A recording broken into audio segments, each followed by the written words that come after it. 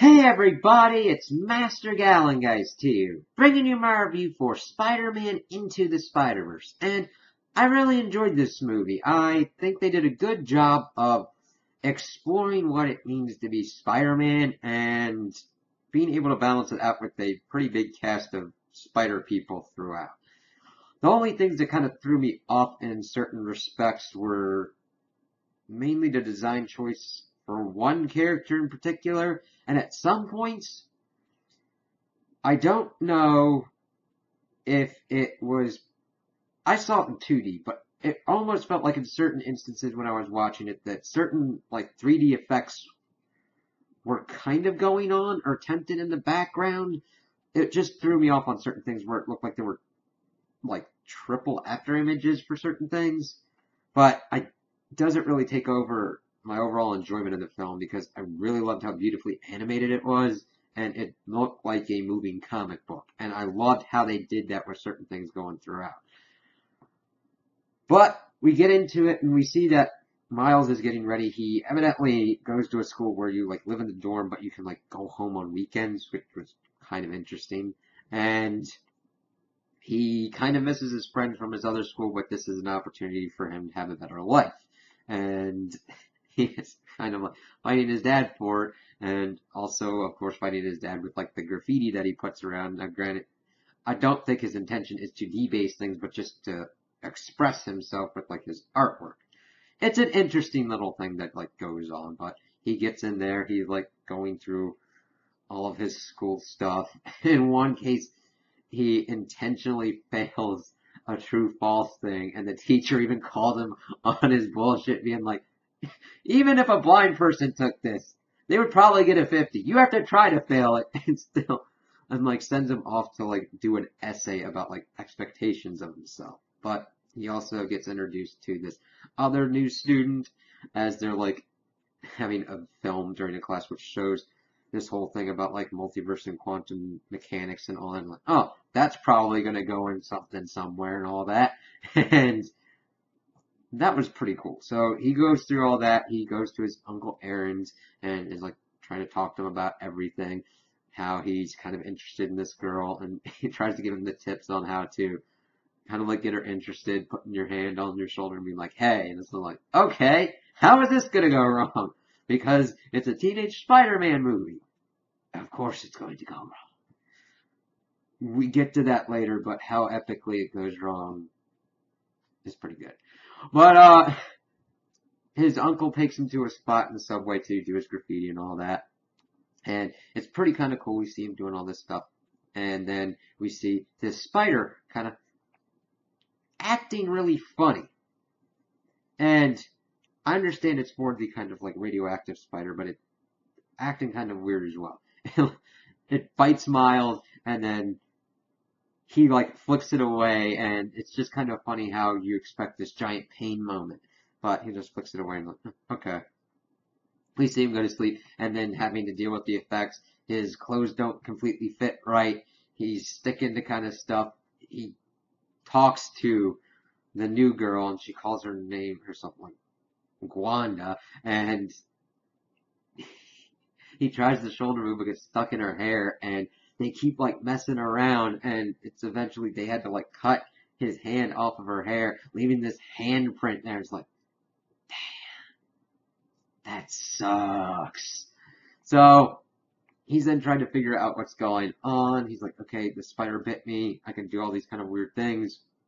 I was down to investigate it, but then he sees other things going on, and we find out that this world Spider-Man, because this is more kind of like the Ultimate Universe.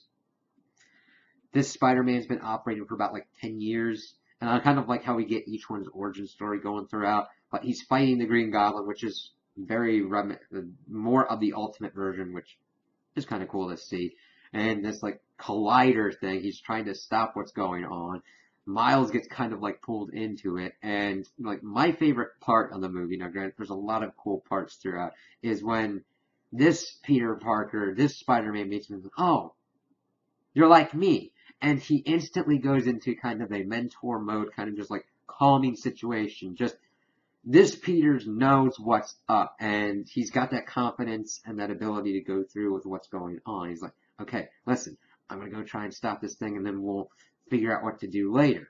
But, of course, everything starts getting screwballier and screwballier. He's not able to get up to it. The whole thing starts collapsing. Now, the whole machine's not destroyed, but parts of it start getting, like, screwed up. And we see that Wilson Fisk is the one behind it. This is the character design that I didn't really like. I understand that Wilson Fisk is a big man, but out of all the cool and great character designs that are throughout, I mean, we see this world's version of Doc Ock. I kind of liked how her stuff was. She's the scientist that's dealing with the whole multiverse thing. We see the Scorpion and how cool he looks. Prowler's design's pretty cool too. Fisk is like a giant square with no neck. Like, it's almost comical on the level of the Goombas from the Super Mario Brothers. I say almost, it's not that bad. But I'm just like, every time he's on screen, I'm just like, everybody else looks kind of normal. I know, it's a superhero movie. And this dude is just, I understand the memes now. I'm like, whoa, okay. And it's not big enough to completely detract from the movie, but I'm like, dude, you're hitting it out of the park with the rest of the designs. What? Okay, but evidently Wilson Fisk is behind this. It's like, okay, what's going on? Because during the battle, we see that they had opened it up and it was like going for other dimensions, and Spider-Man was shoved into it. Granted, that is the Parker luck. Well, Parker and Spider-Man luck in general, and it's like, okay, what's going to happen with that? But we get to it, and we see that Peter's injured. He entrusts the override device to Miles, and then has Miles go off, but not before Miles sees Wilson Fisk kill Spider-Man. And it's like, holy shit. I thought this was an interesting way to do the Spider-Man death for this Ultimate kind of style, because in the Ultimate comics, Peter sacrifices himself to save the ones that he loves. And I like kind of how they brought an homage to that, even though this one was an older Spider-Man. And then we see the fallout from this, everybody mourning it. We see MJ talking about it. Miles goes into a store and buys a Spider-Man costume from Stan Lee, which is kind of cool to see that cameo. And he goes off and kind of puts that on and tries to figure out what's going on with his powers, even though he doesn't really quite get the hang of it. And he then goes to his universe's Peter Parker's grave, but then he meets up with another Peter Parker, which is more in line from our world, because we see that there's a different kind of Coke product in Miles's world. Then we get the lowdown of this Peter Parker, who's been active for like 20 years, but he got divorced from MJ, he's put on weight, and he's just kind of messed up. Like, he didn't want kids, as we learn later on, and he was kind of probably afraid of trying to have kids while having spider powers, and if an arachnid baby would kind of like, and having to kind of deal with that. Valid concern, by the way, and what you actually should do when you have kind of superpowers like that. But that shouldn't stop you. But he had evidently got sucked into the hole because of the Spider-Man getting sucked into what was going on.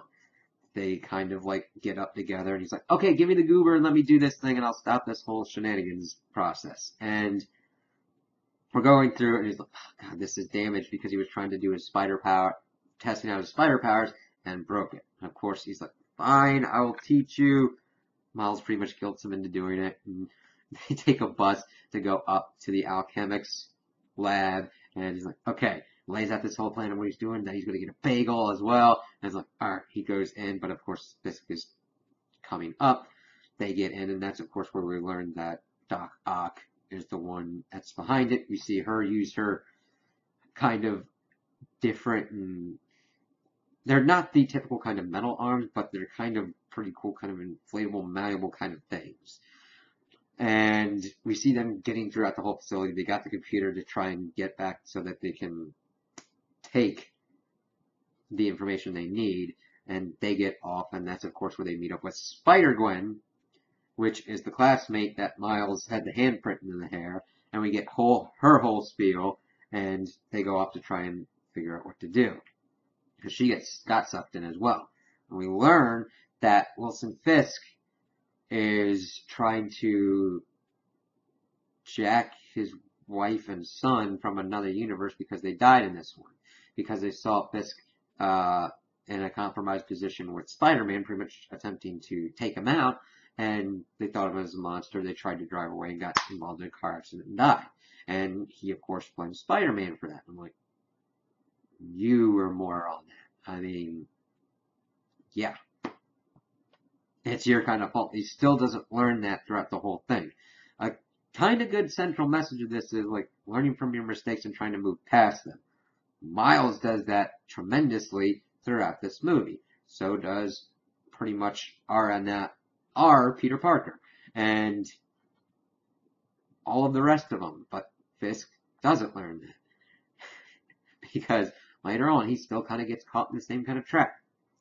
So that's when they kind of like go and they have to get to Aunt May and they're trying to figure out this Spider-Man's base. And they get it, and I really like how it's a really tech-savvy kind of Spider-Man base. Now, granted, usually he's less technologically savvy than this, but this is a Spider-Man that's been active for like 10 years. He's kind of got Tony Stark style kind of stuff in there. And evidently all these other Spider people come in, and it's cool to get them all mixed up. And we got Nicolas Cage doing Spider-Man Noir. It's fucking awesome. Okay? They did a great job voice casting. I mean, Spider-Ham was great. Penny Parker. Oh my god. I love the Spider people. And we get the whole thing of like Miles with his lowdown. We've seen his Venom punch and his invisibility. He can't do it on command, but of course, Peter is just trying to listen. He doesn't have a complete handle on it yet. You're kind of overcrowding the dude because these Spider people have more experience on the job than him. Of course, because he has just pretty much got it. And he's trying to figure out what to do. He tries to go talk with his uncle, but of course he hasn't seen his uncle for a while, and he's been pursued by this person called the Prowler on Wilson Fisk's orders to take him out. And he finds out that his uncle is the Prowler. He's like, holy crap, that's not good. And he tries to go back to the Spider people at Aunt May's house, and he leads them to there, and we get them into this giant fight and all that, and that's where Scorpion kind of gets in the mix, and God, that's really kind of distinctive style that they did with him. I really enjoyed that. But everything's going on, and Prowler is trying to take him out, unmasking the seasons of Miles, and he's like, I can't do it. This part, I understand that we had to get to this part, so that way he had his kind of tragic origin story and all that. But I wish that they had done it in a different way, because when I see the Prowler and his outfit, I would think, okay, this dude is usually on the wrong side of the law, so I would assume that he would have bulletproof or bullet-resistant armor on, because Fisk shoots him. And since we had seen that Spider-Man was physically, he went and he just smashed Spider-Man to death. I would have rather had that happen than him getting shot. It's not a giant nitpick. I'm just like, wouldn't he have had more of a protective suit? Because that looks like it would take some damage. Couple bullets.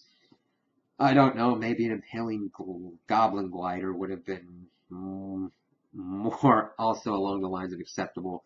It was just like, oh, okay. But Miles is trying to figure it out, and he takes him, and of course, Aaron's saying he's the best of us and all that, and trying to kind of comfort him, and then he dies. But of course, his father shows up in the alleyway at that point, and Miles runs away as his father puts out an APB for Spider-Man, this new one. At this point, it'd be like, holy Jesus, we've got like multiple Spider-Man incidences. It would be so confusing. I mean, I'm just trying to imagine the radio chatter of, okay, I don't know how long the timeline is, but I'm gonna go with this is about the span of a week that Spider-Man got into a fight. Your Spider-Man died. There's multiple Spider people. There's multiple things coming from other dimensions. I would not want to be dispassionate day. Or that whole week, I'd be like, oh God, no. But, of course, this is him moving past it. The other Spider people confer and pretty much say that Miles can't do it because since these Spider people are from other dimensions, if they stay in this one, they will die. They will deteriorate. Which brings up the question of why, now granted, Fisk would have wanted it no matter what. But, to my knowledge, Doc Ock had not come up with an effective way to stop this degenerative process. So even if Fisk was able to bring in any of his wife and son combos, they would die over and over. And that would be a kind of hell that would be unfathomable. Bringing up Steins Gate. Frickin' flashbacks. But she said that he would have like an infinite supply. And I'm like, yeah, essentially, but I mean, then you're starting to like rip holes in the space-time continuum and all that kind of stuff. No telling what kind of repercussions would happen. Oh God. But, of course, they kind of subdue Miles. His father comes to the dorm to kind of give him the news about his Uncle Aaron and just tell him that he loves him and all that. And then Miles is able to get his powers under control and use the kind of Venom Blast at will and turn invisible at will. So he goes off and gets a spider suit and makes it his own, and he actually starts going around and is able to use his powers more effectively. It's kind of cool to see that moment because Peter Parker was going to the Peter Spider-Man was going to sacrifice himself because he probably saw himself as a failure with his, and he could at least do one redeeming thing and save all the rest of these spider people, let them get back to their worlds, save and do the good that they can, while letting this Spider-Man eventually get to the point that he could be a good Spider-Man. And they get through, and they get down, and they start turning it on, and all hell starts breaking loose. We get really good fight scenes as they're like going around, but Miles is able to get in, get the override, start sending them back, and he's like, dude, you gotta go home. He's like, yeah, alright. And he like gets him out, and like, yeah, alright. Then we get Miles actually fighting Wilson Fisk, and of course, as they're going through, they're seeing all these other dimensions, and he's of course in the same position with this Spider-Man, and the rest of his other family of his wife and son see it, and of course that makes him go off the deep end, and Miles is fighting him. I'm like, Miles, you can't beat him on physical strength. You gotta be smarter than that. And of course he does use his Venom punch. It's like, yeah, alright. Gets him out and is able to stop everything. And I'm like, yeah, come on, man. He gets up because his father was in the control room. And I'm like, yeah, do that. It was really kind of cool seeing him just get into that headspace of Spider-Man of, it's not always strength that is what you need to do to get through. And because Fisk is on a physical level that Miles isn't at yet. He will get there eventually, but I mean, even with the multiplicative properties, I mean, he beat the other Spider-Man to death. That's a big thing that you gotta watch out for. So it was cool to see him just like blast him away and eventually get him and the rest of his cronies just kind of webbed up and all that. And he kind of gave his dad the tell away that he like hugged him and said he loved him, and then we see him go off and kind of be his own Spider-Man, and we see that he reveals his identity to his roommate. Spider-Gwen's able to contact him from the other dimension, and we see everybody else kind of have their own kind of moments in their spider dimensions, and that's it. And it's like, okay, cool. This was pretty, I enjoyed this. Then we also got the end credit scene where we get Miguel O'Hara, Spider-Man 2099, talking about like, oh, I was kind of left out with this, and his AI was able to make a device for control multiverses jumping, and they decided to go to 67. And granted, there's a lot of meme stuff in this, like the references to Spider-Man 3 dancing and all that, but then we get the Spider-Man meme of the pointing, and I'm like, that's fucking great. I'm like, we ended this on a meme, nice seeds for other stuff going on. It's like, alright, that's pretty cool. So, I was looking forward to this film, like, oh, okay, pretty good animated movie, all different kinds of spider people. let's see how this kind of works. But they balanced the cast very well. They gave each one distinct kind of things to go off of, so it didn't feel like, oh, we just copy pasted all these spider people and kind of tweaked them a little bit. They gave them their own voices, their own kind of flavors, so that way they didn't get lost in the crowd. It did seem like a cool team up while also being a cool origin story for Miles Morales and just getting him set up as a Spider-Man. And I'm like, yeah, that worked pretty well. So I like this one, but I also kind of like the Ultimate Comics way, how they did that as well. So if eventually we get into a point where we do have a live action, I wouldn't mind if this kind of was the template that was used.